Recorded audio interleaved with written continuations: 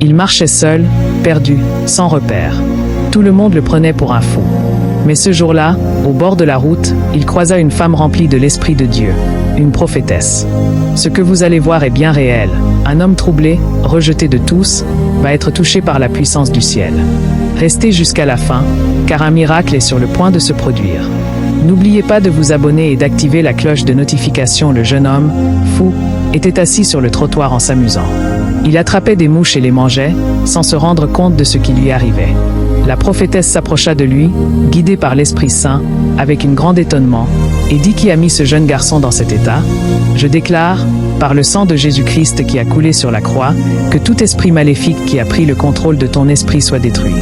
Par le sang de Jésus, soit libéré un feu spirituel sorti de la main de la prophétesse et le frappa. Le fou se mit alors à crier, ses yeux remplis de flammes. Aussitôt, l'esprit de folie le quitta et il revint à lui. Il commença à regarder autour de lui, comme s'il ne savait pas vraiment où il se trouvait. La prophétesse était étonnée, mais poussée par le miracle qui venait de se produire, le fou, lui aussi étonné, commença à observer tout son corps en se demandant: pourquoi ai-je porté des vêtements déchirés? Pourquoi suis-je dans cet état? Que m'est-il arrivé? La prophétesse leva la main en glorifiant Dieu pour ce miracle. Le fou se leva de l'endroit où il était assis, continuant d'examiner son corps, surpris par ses habits déchirés.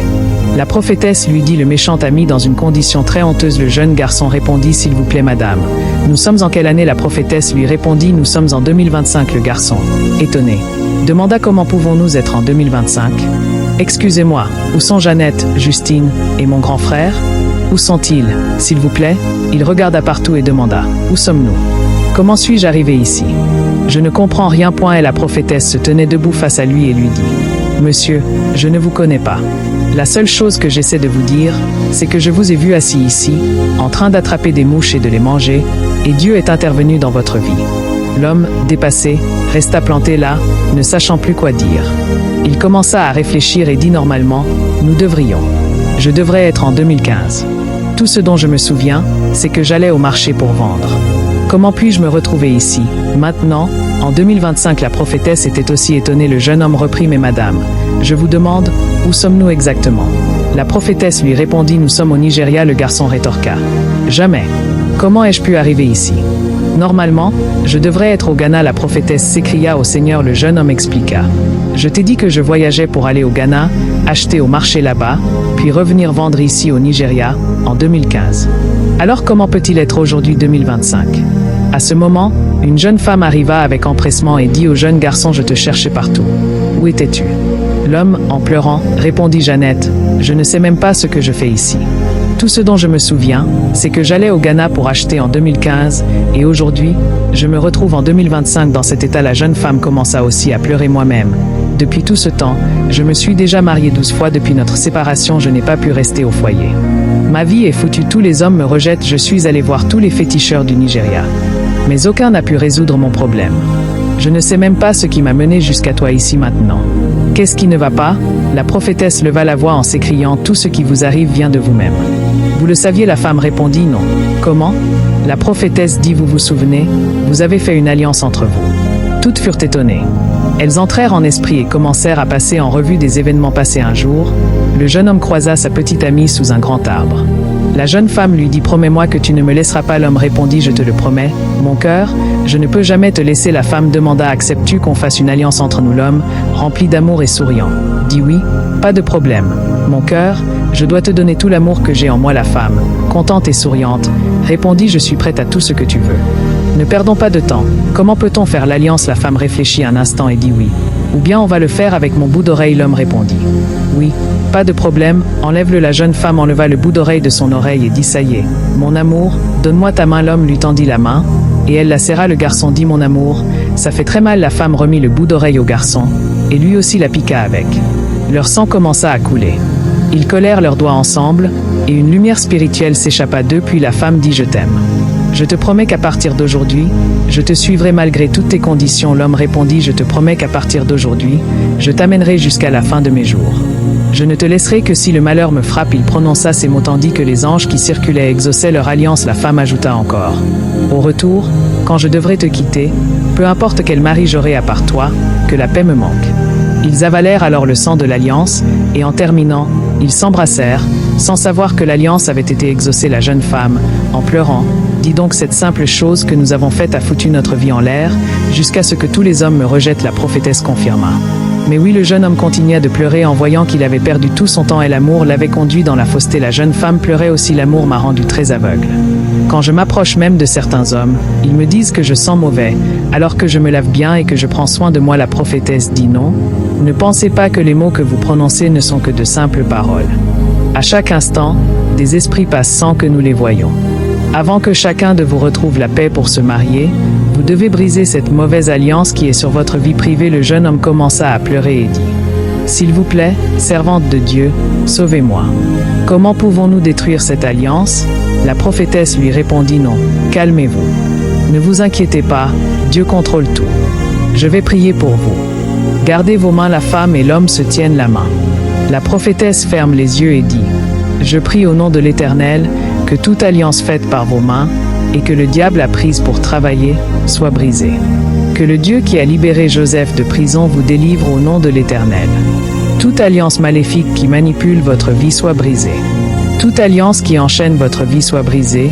Au nom puissant de l'Éternel, une grande lumière spirituelle les envahit. La force divine de Dieu entre en eux. La jeune femme commence à crier en tremblant, et toutes les chaînes maléfiques qui les retenaient sont détruites. La prophétesse dit « Gloire à Dieu. Félicitations à vous, vous êtes sauvés. » Ils se lèvent, encore tremblant. La prophétesse leur dit « Non, ne vous agenouillez pas devant moi, j'ai seulement fait mon travail. » Tout va bien maintenant. La jeune femme commence à remercier la prophétesse en s'agenouillant, mais la prophétesse refuse. « Ne vous agenouillez pas devant moi, je ne suis pas Dieu.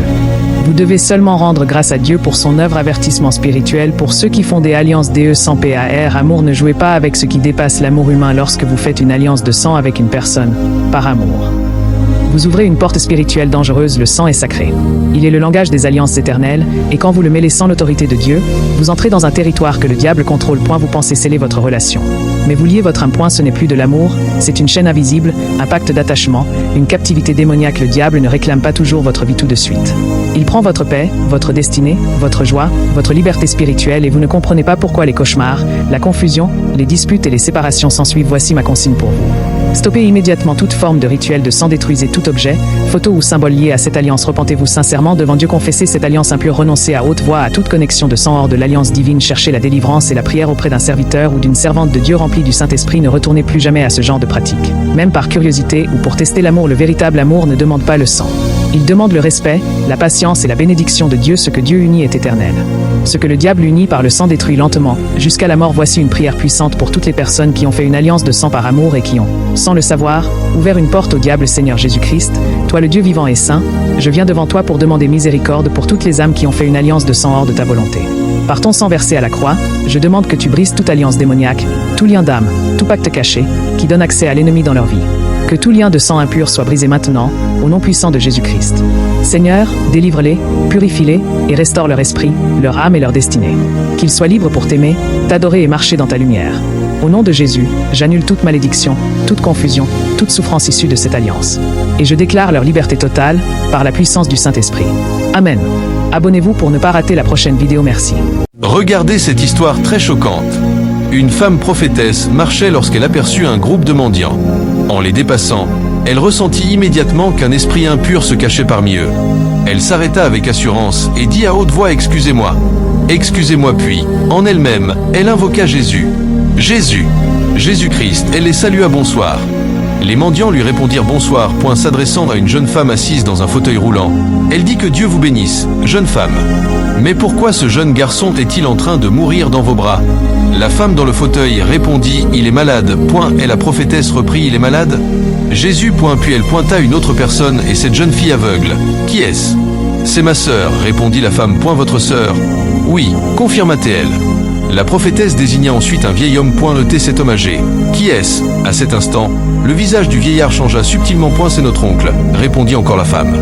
La prophétesse sourit, hocha la tête et dit « Votre oncle ?» ?»« Oui, c'est lui qui s'occupe de nous depuis qu'on a perdu nos parents. » Expliqua Dash-T-L. « Et elle s'occupe de vous ?» demanda encore la prophétesse. « Oui, » confirma-t-elle. Alors la prophétesse s'adressa directement au vieil homme. « Donc ces jeunes sont vos nièces ?» L'oncle prit une attitude innocente et répondit « Oui, ce sont mes nièces. » Lui, c'est son frère. Je suis leur oncle. Ils sont comme mes enfants, comme vos enfants. répéta la prophétesse. Oui, c'est vrai, répondit-il. Tu vois comme il t'apprécie. Pour de mauvaises raisons, dit-elle. L'oncle répliqua. Je ne comprends pas de quoi vous parlez. Et la jeune femme dans le fauteuil, choquée, s'exclama. Maman, que voulez-vous dire? Mon oncle serait mauvais. La jeune fille aveugle ajouta. Sans cet homme, nous ne serions pas là. Il a été notre seul espoir, à moi, ma sœur et mon frère. Et la prophétesse lui répondit en souriant. Je crois que tu ne sais pas encore de quoi je parle. Laisse-moi te choquer. Sans cet homme, toi, ta sœur, et même toi, vieil homme, vous ne seriez pas dans ces conditions critiques. L'oncle devint aussitôt paniqué. La jeune femme dans le fauteuil, déconcertée, s'écria. De quoi parlez-vous? L'oncle répéta. Je ne comprends pas. Mais la prophétesse insista. Oui, tu ne comprends pas, parce que tu es mauvais. L'oncle, avec arrogance, répondit. Attends, jeune femme, dit l'oncle d'un ton menaçant. Ne me provoque pas, sinon je te tuerai. Pourquoi m'accuses-tu de choses que j'ignore? La prophétesse se contenta de sourire calmement. L'oncle reprit aussitôt. Agacé. Allons-y, les enfants. Il commença à pousser le fauteuil roulant pour s'éloigner.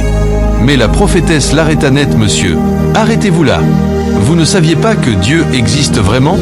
La jeune femme assise dans le fauteuil roulant, bouleversée, se mit à pleurer. Elle supplia. Prophétesse, laissez-le. Mon frère est très malade. Nous devons l'emmener pour qu'il reçoive des soins. Mais le vieil homme continua de pousser le fauteuil. La prophétesse cria de nouveau. Monsieur, arrêtez-vous là. Puis elle se tourna vers la jeune femme. Vous avez perdu vos parents le même jour, n'est-ce pas? La jeune femme hocha la tête, les larmes aux yeux. Oui, c'est vrai.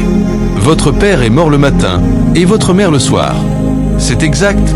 Oui, répondit-elle, bouleversée. C'est la vérité. Très bien, reprit la prophétesse. Et cette chambre que votre mère vous a laissée pour survivre? C'est notre seule chambre, dit la femme dans le fauteuil. Et 7 jours après les funérailles, cette chambre s'est effondrée, n'est-ce pas?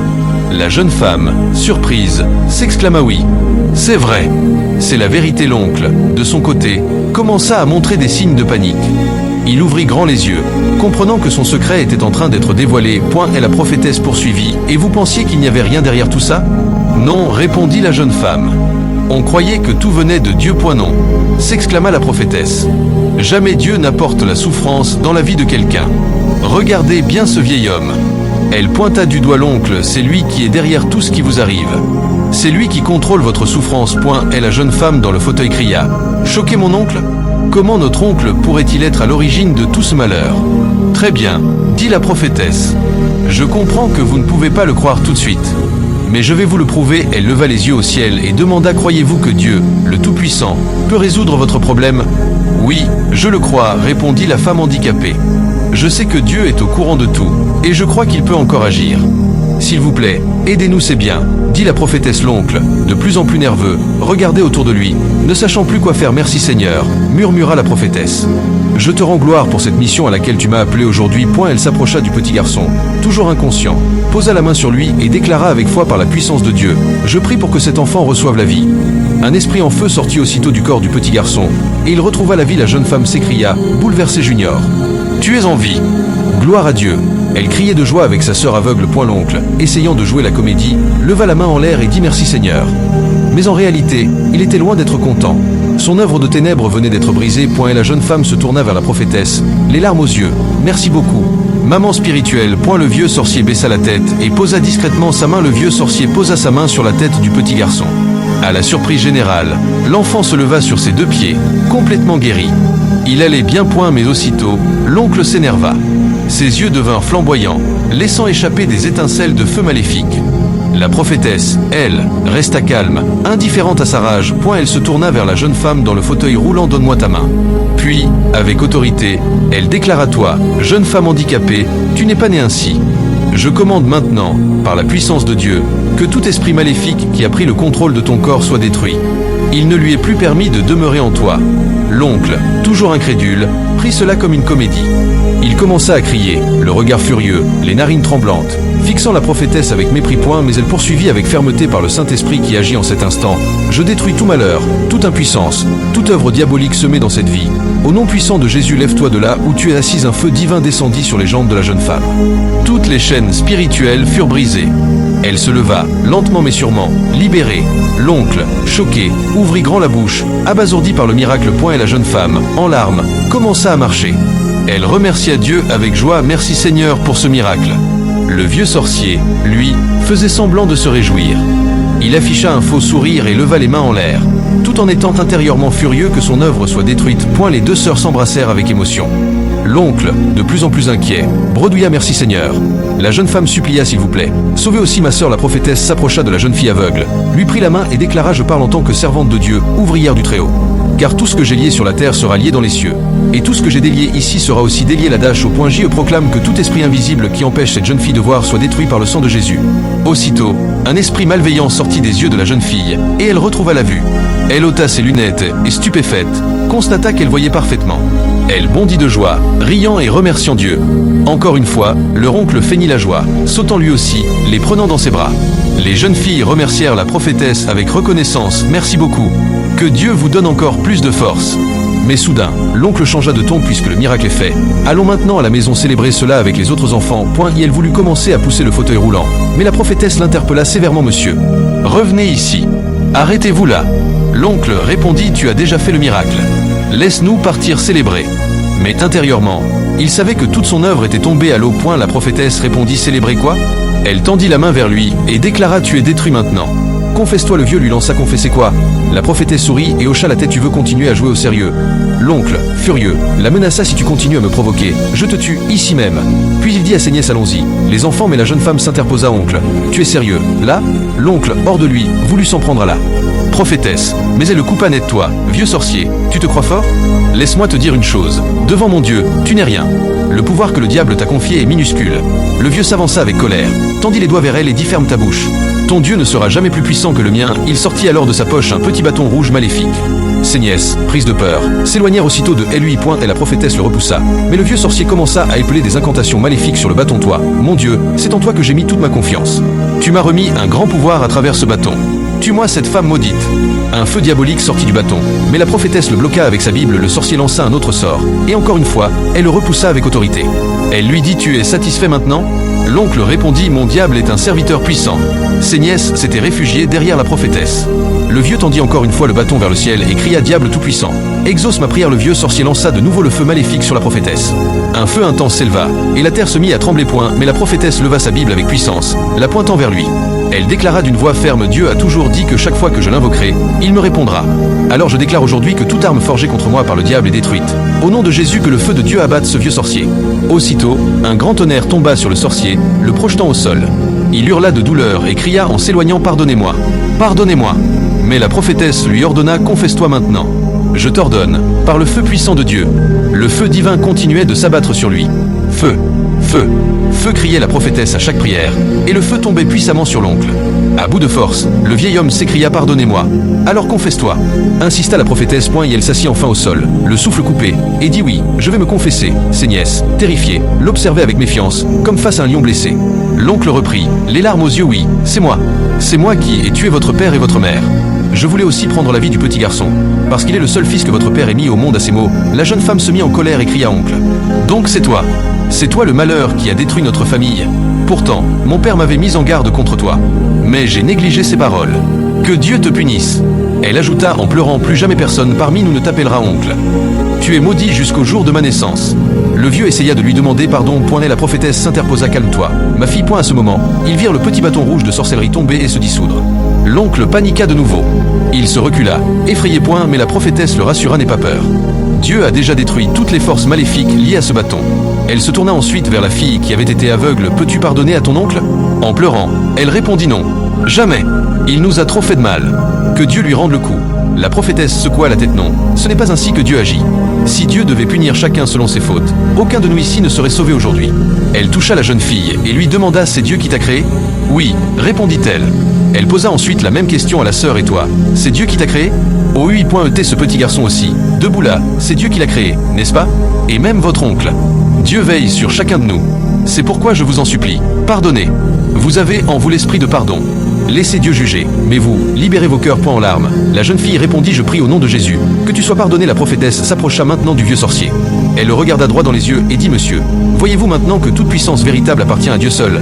Le vieux sorcier répondit « Oui, je crois, » répondit le vieux sorcier en pleurant. Et la femme prophétesse lui dit calmement « Lève les deux mains vers le ciel et abandonne-toi entre les mains de Dieu. » Le vieil homme leva les mains et déclara « Je suis à toi, Éternel. » La prophétesse se mit à glorifier Dieu, les larmes aux yeux. Puis Puis, elle lui tendit la main. Donne-moi ta main, point, et elle obéit, point. Répète après moi, ô mon Dieu, je suis à toi. Réconforte ma vie. Pardonne-moi mes péchés. Guide-moi dans tous mes pas. Je renonce à toute œuvre diabolique. Accepte-moi comme ton Fils saint. Je veux passer le reste de ma vie dans ta parole. Je t'accepte comme mon Seigneur et Sauveur. À partir d'aujourd'hui, je ne manquerai jamais d'invoquer ton nom. Aide-moi en tout, au nom de Jésus-Christ de Nazareth. Amen. Et la prophétesse continua, en gardant sa main dans la sienne, je prie au nom de Jésus-Christ, qu'à partir d'aujourd'hui, puisque tu as reçu l'Éternel dans ta vie, tout esprit impur qui cherchera à te faire quitter la voie de Dieu soit brisé par le sang de Jésus-Christ de Nazareth. Amen. Lève-toi, lui dit-elle. Le vieil homme se leva lentement. Tu es pardonné et purifié par le sang de Jésus-Christ de Nazareth. Va en paix. Et la prophétesse leva les yeux au ciel et conclut par une prière. Seigneur Tout-Puissant, nous te rendons grâce pour ce moment puissant que nous venons de vivre. Merci pour ta parole, pour tes révélations et pour ta présence. Que tout ce qui a été dit ici porte du fruit dans nos vies. Bénis chacun de ceux qui ont regardé cette vidéo. Fortifie-les, protège-les et remplis leur cœur de ta paix. Nous remettons entre tes mains la suite de notre journée ou de notre nuit et nous te demandons de continuer à nous guider. Que ton nom soit glorifié à jamais, au nom puissant de Jésus-Christ. Amen. N'oubliez pas de vous abonner, d'activer la cloche de notification et de nous laisser un commentaire pour ne pas manquer les prochaines vidéos. Merci et que Dieu vous bénisse. Regardez cette femme enceinte. Elle marche paisiblement lorsqu'elle aperçoit son mari, main dans la main avec une autre femme. Le choc est brutal. Elle s'approche, le cœur brisé, et dans un élan de douleur, gifle la jeune femme. Mais aussitôt, sous les yeux de tous, le visage de cette mystérieuse femme change, elle se transforme en démon. Oui, le diable est rusé, mais Dieu est plus grand. La femme démoniaque, d'un regard envoûtant, ensorcelle le mari. Comme possédé, il se retourne et frappe sa propre femme enceinte. Il crie: tu es folle? Comment oses-tu gifler ma nouvelle femme? La femme enceinte, en larmes, murmure: mon amour, tu m'as frappé? Tu es vraiment sérieux? Et pourtant, je porte ton enfant. Mais le mari, sous l'influence du mal, répond froidement: pourquoi as-tu giflé ma belle nouvelle femme? Elle pleure, profondément blessée: tu me fais du mal, à moi et à notre bébé. Comment peux-tu me trahir ainsi, en allant chercher une autre femme dehors? Debout, les yeux sombres, il tremble de colère, dominé par l'esprit maléfique. Elle continue à pleurer: tu es parti sans me laisser rien à manger, je dois aller à l'hôpital. Et toi tu t'affiches avec une autre. Le mari menace: ne me pousse pas à bout. Je me fiche de ce que tu vas manger. La femme enceinte, la voix brisée, déclare avec foi: tu n'as aucun respect pour ta femme, et devant cette prostituée que tu as ramenée chez nous. Que Dieu te punisse. En larmes, elle s'approche de la jeune femme: c'est à cause de toi que mon mari me maltraite, tu n'auras pas la paix. Mais la fille démoniaque éclate de rire, les yeux flamboyants, et crie avec rage: c'est pour ton maudit mari que tu m'as giflé? Tu ne sais pas à qui tu as affaire, tu ignores de quoi je suis capable. Aussitôt, ses yeux s'illuminent d'une flamme démoniaque. La suite est encore plus terrible. Le visage de la jeune femme se transforme soudain, c'est celui d'un démon. La femme enceinte, terrifiée, comprend immédiatement que cette fille n'est pas humaine. Une force maléfique l'habite. D'un geste rapide, la fille démoniaque jette un sort sur le mari. Aussitôt, elle disparaît dans l'air comme une ombre. Mais les conséquences sont terribles. Le mari, possédé, ne peut plus bouger ses mains. Sa bouche se tord. Il ne parle plus. Il est devenu comme un fou, silencieux et impuissant. Et sa femme, bouleversée, crie à l'aide. Mais affaiblie par sa grossesse avancée, elle ne peut plus rien faire seule. Et pourtant, Dieu ne les a pas oubliés. Dans sa grande bonté, le Seigneur envoie sur leur chemin une femme prophétesse, remplie du Saint-Esprit. En passant près d'eux, elle ressent la présence des ténèbres et s'approche. La femme enceinte, toujours en larmes, se lamente sur son mari. Regarde ce qu'il est devenu, regarde ce que cette fille a fait. La prophétesse pose la main sur son épaule, doucement, et lui dit: calme-toi, ma sœur. Dieu va intervenir. Il n'a pas dit son dernier mot. Elle observe l'homme possédé, il vacille, incapable de tenir debout. Alors la femme enceinte, en pleurant, le gifle légèrement et le pousse. Approche-toi. Que la prophétesse prie pour toi d'une voix forte. Remplie de foi, la prophétesse prie: Seigneur, au nom puissant de Jésus-Christ, esprit de mutisme, esprit de paralysie, je t'ordonne maintenant, sors, quitte ce corps, libère sa bouche. Libère ses mains, feu du Saint-Esprit, maintenant que le sang de Jésus le purifie, que la lumière de Dieu chasse toute obscurité, tu es libre maintenant, parle, bouge. Et là, au même instant, le diable le lâche. L'homme retrouve ses forces. Il bouge, il parle, il pleure, il est libre. Jésus-Christ a triomphé. Et sa femme, encore bouleversée, le frappe doucement en pleurant: tu vois maintenant? Tu vois ce que tu as fait? Tu m'as laissé pour une démone. Et la femme enceinte, les yeux remplis de larmes, crie au cœur de sa douleur: tu m'as trahi pendant que je portais ton enfant, pendant que je souffrais pour donner la vie. L'homme, brisé, tombe à genoux. Les larmes coulent sur son visage. Pardonne-moi, Dieu m'a sauvé. La femme enceinte, émue, s'agenouille à son tour pour remercier la femme prophétesse. Merci beaucoup, mais la prophétesse lui dit doucement, relève-toi, ma sœur. Ce n'est pas moi, c'est la puissance de Dieu. Elle se tourne ensuite vers l'homme, encore tremblant, et lui parle avec amour. Monsieur, tu sais que Dieu t'aime profondément? Il hoche la tête, en pleurant. Oui, je le sais maintenant. Et la prophétesse sourit alors. Félicitations. Tu viens d'échapper à un piège terrible. Dieu m'a envoyé sur votre chemin, parce que votre femme est précieuse à ses yeux, tout comme l'enfant qu'elle porte. L'homme l'écoute avec attention, bouleversé. Cette fille démoniaque ne voulait pas juste te séduire. Elle voulait te détruire. Elle voulait faire de toi un sacrifice rituel. Mais Dieu a un grand projet pour ta vie. Un projet de voyage, de mission, de gloire avec ta famille. Le diable voulait t'en détourner. Elle poursuit. Tu sais pourquoi?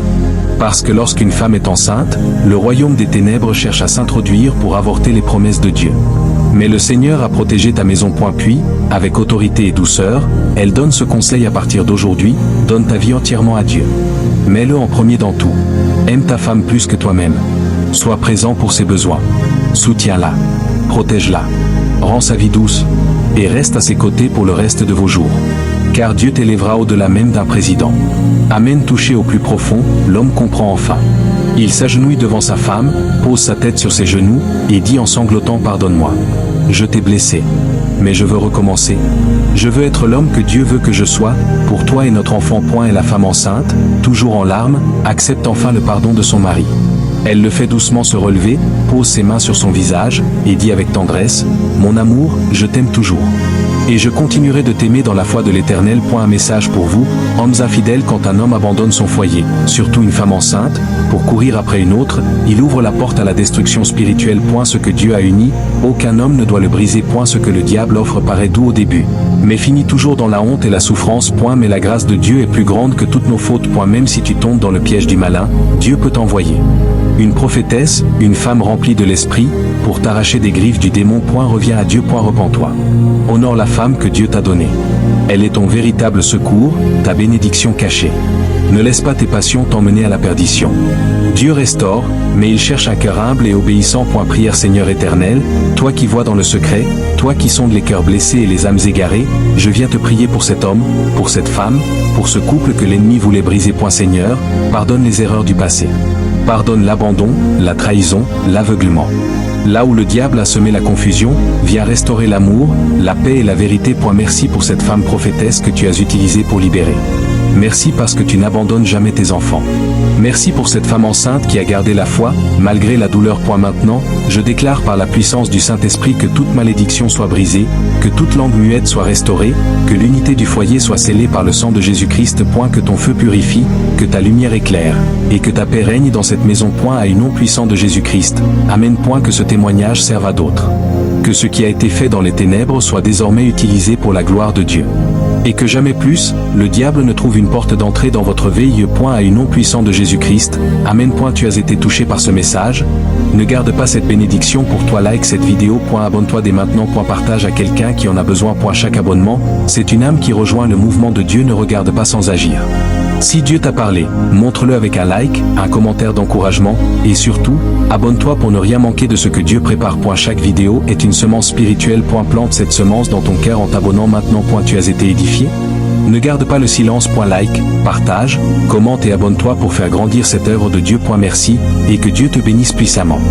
Regardez cette histoire incroyable. Ruth entre dans la salle de bain et voit sa patronne devant le miroir. Son visage est déformé, comme celui d'un démon. Elle est pétrifiée de peur, elle tremble et recule la femme. Tourne lentement la tête et dit « Ruth, viens ici ». La voix est grave et menaçante. Ruth n'arrive pas à bouger. Elle se retourne brusquement et court au salon pour alerter son patron. Mais ce qu'elle voit là-bas la glace. Encore plus, la même femme démoniaque est déjà assise paisiblement à côté de son mari comme si de rien n'était. Le cœur de Ruth bat fort, elle n'arrive pas à parler, elle reste debout en larmes. Son patron la regarde surpris et lui demande « Ruth, qu'est-ce que tu as ?» Elle répond doucement « Rien, patron ». L'homme fronce les sourcils. « Tu trembles devant moi et tu dis que tout va bien ?» À cet instant, le visage de la femme commence à s'enflammer comme si des flammes sortaient d'elle. L'homme s'inquiète. « Ruth, quel est ton problème? Dis-moi la vérité. » Mais Ruth garde le silence trop effrayé. La femme la fixe et lui fait un signe de la main pour lui interdire de parler. Le mari insiste « Bébé, qu'est-ce qu'elle a ta domestique ?» La femme répond calmement « Je ne sais pas, peut-être qu'elle fabule ». L'homme se lève énervé et crie « Ruth, dis-moi ce qui te tourmente, pourquoi tu trembles comme ça ?» La femme intervient agacée « Mon amour, laisse-la, elle dérange, elle n'a qu'à sortir ». Le mari refuse « Non, on ne peut pas vivre sous le même toit avec une fille. Qui a un problème et ne rien dire? La femme dit, elle n'a rien, c'est une hypocrite, ne la calcule pas. Le mari se lève brusquement, tente de gifler Ruth et dit, tu te comportes comme une possédée, c'est comme s'ils sont allés consulter un féticheur pour ta grossesse et maintenant tu fais ça. Il retourne dans la chambre. Ruth veut le suivre, mais la femme l'attrape violemment par le bras et la repousse. Reviens ici, idiote, tu allais où? Ruth balbutie nulle part, patronne, la femme la menace. Si jamais tu oses dire quoi que ce soit à mon mari, tu verras ce que je te ferai. Ruth pleure, tremble de peur. La femme lui murmure, je vais t'enterrer vivante. Le jour où il découvrira qui je suis, alors ta bouche doit disparaître d'ici, file. Ruth, confuse et terrifiée, veut encore entrer dans la chambre, mais la femme la pousse dehors, va balayer l'entrée maintenant. Plus tard, le couple sort du salon heureux, main dans la main, mais Ruth revient avec une femme vêtue de blanc, une prophétesse, la femme démoniaque, surprise. Demande, vous venez d'où? La prophétesse fixe la femme démoniaque et s'écrie, oh mon Dieu, en faisant le signe de croix. Le mari se tourne vers Ruth. Que fais-tu? Qui est cette femme? Ruth répond d'une voix tremblante, c'est ma prophétesse, je l'ai appelée pour prier pour la maison. La femme démoniaque se lève furieuse et dit, Ruth, tu entends ce que tu dis? Le mari lui aussi s'énerve. Ruth, je t'ai déjà demandé une prophétesse dans ma maison? Non, jamais. Alors pourquoi tu l'amènes ici? Ruth reste figée. La femme hausse la voix. Ruth, tu es folle, va prier dans votre église. Là-bas, mais ici ce n'est pas ta maison. Sors immédiatement avec elle, la femme démoniaque. Regarde la prophétesse, madame, on ne veut pas de prière ici, s'il vous plaît. Partez. Le mari ajoute, servante de Dieu, nous n'avons pas besoin de vous. Merci de quitter la maison. La prophétesse sourit doucement et dit, excusez-moi, pourquoi? Tout ce désordre, vous criez sans savoir que votre domestique essaie de vous protéger pour votre propre bien. La femme démoniaque éclate de rire et dit, Ruth, tu fais venir cette maudite femme chez moi, elle me parle comme ça à cause de toi, sors d'ici. Ruth tremble et supplie, patron, laissez au moins la prophétesse prier. Ici 10 petites minutes, le patron crie, tu es venu travailler ici ou devenir prophétesse? Si tu veux prêcher, va avec elle maintenant. La prophétesse reprend calmement, monsieur, savez-vous que cette fille que vous appelez domestique, c'est elle qui vous protège, sinon le diable. Vous aurez déjà atteint. L'homme rigole et se tourne vers sa femme, alors c'est cette bonne à rien qui me protège? La femme démoniaque évite la question et dit, pourquoi tu me demandes ça? Demande-lui. Le mari regarde la prophétesse, madame, c'est ma maison. La femme ici était mon épouse et nous n'avons aucun problème de démon dans cette maison. Peut-être celle qui vous a appelé est elle-même dérangée. La femme prophétesse dit, monsieur, c'est pour votre bien, je dois prier, vous êtes déjà entouré par les esprits qui mangent avec vous. L'homme recule, surpris, et regarde sa femme. La prophétesse ajoute, cette femme-là n'est pas votre vraie épouse, elle est là en mission démoniaque. L'homme dit, vous divaguez. Ruth intervient, patron, elle ne veut pas vous montrer qui elle est, votre femme n'est pas humaine. Le patron s'énerve, tu es folle, et toi, madame, que prouve que ma femme est un démon? Comment pouvez-vous prouver ça? La femme démoniaque devient nerveuse. Elle sait que la prophétesse va la dévoiler. La prophétesse sourit, monsieur. Dieu est au-dessus de tout, je n'ai pas peur, je vais vous montrer. La femme tente de convaincre son mari, allons chérie, ne perdons pas notre temps.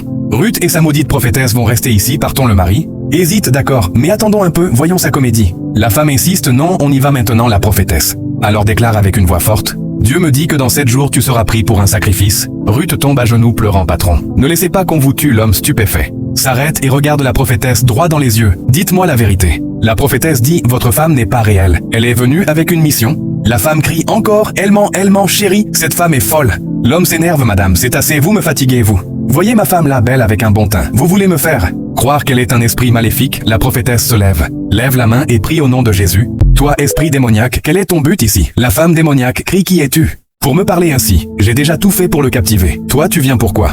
Le mari recule choqué, moi captivé? La prophétesse crie encore, je déclare au nom de Jésus que ce que j'attache sur la terre sera attaché au ciel, ce que je détache ici sera détaché là-haut. Je proclame que cet esprit devant moi perde toute sa force à cet instant-là. Femme démoniaque hurle. Elle reçoit des douleurs spirituelles dans ses oreilles. Le sol tremble, le tonnerre gronde, un feu sort de la prophétesse et frappe l'esprit, aussitôt elle disparaît. Ruth se met en pleurant, patron, je vous l'avais dit, votre femme n'était pas réelle. L'homme en larmes dit, Ruth, tu m'as sauvé. Je ne peux pas le croire, elle était si belle, je ne pouvais imaginer. Ruth sanglote, la prophétesse dit, vous aimez la beauté humaine et vous oubliez Dieu, si ce n'était pas Ruth, dans 7 jours vous seriez mort. L'homme dit, Ruth, je te remercie, que Dieu te bénisse, que tout ce que j'ai dit de mal sur toi soit effacé. La prophétesse conclut, ils ont déjà fait beaucoup de mal dans votre vie, mais je prie au nom de l'Éternel que tout soit détruit. L'homme dit, amen. Mes frères et sœurs, ce que vous venez de voir n'est pas juste une histoire. C'est un rappel que le mal existe, mais que la puissance de Dieu est plus grande. Dans ce monde rempli de ténèbres, nous avons besoin de discernement, de prière et de foi. Ne laissez jamais la peur vous dominer, car Dieu ne vous a pas donné un esprit de timidité, mais un esprit de force, d'amour et de sagesse. Soyez vigilants, priez sans cesse et marchez dans la lumière. Seigneur Jésus, je te prie pour chaque personne qui regarde cette vidéo, que ta lumière entre dans leur maison, que toute œuvre cachée de l'ennemi soit détruite. Protège leur famille, leur santé, leur destin, et ouvre des portes que personne ne pourra fermer. Renverse toute puissance occulte qui veut voler leur paix et leur joie, et accorde-leur la victoire dans tous les domaines de leur vie. Au nom puissant de Jésus-Christ, amen. Si cette histoire t'a touché, abonne-toi maintenant et active la cloche pour ne rien manquer. Ici, chaque histoire porte un message puissant, une vérité spirituelle qui peut transformer ta vie. N'oublie pas de liker, de partager et de laisser ton amen dans les commentaires. Tu n'es pas seul? Dieu combat pour toi et ensemble. Nous allons percer les ténèbres avec la lumière de la vérité. Regardez cette scène troublante. Une femme enceinte avançait lentement sur le chemin quand un esprit mauvais est apparu derrière elle sans qu'elle ne le voie. Il lui a jeté un sort directement sur le ventre et aussitôt elle ressent une douleur insupportable. Elle s'arrête, elle vacille, elle tombe à genoux, elle ne peut plus. Ce jour-là, Dieu veille, car au même moment, une femme prophétesse passe par là, conduite par l'esprit. Elle s'arrête et voit cette femme en travail, mais ce n'est pas un accouchement naturel. C'est une guerre invisible. Elle comprend que ce n'est pas une douleur ordinaire. Alors elle ferme les yeux et entre en esprit, elle élève la voix et commence le combat. Elle déclare des paroles de feu, elle jette un sort spirituel plus puissant que celui d'eux. L'ennemi et immédiatement l'esprit mauvais tombe au sol vaincu. Elle prie pour la femme enceinte qui reprend doucement ses forces, mais l'esprit se relève furieux.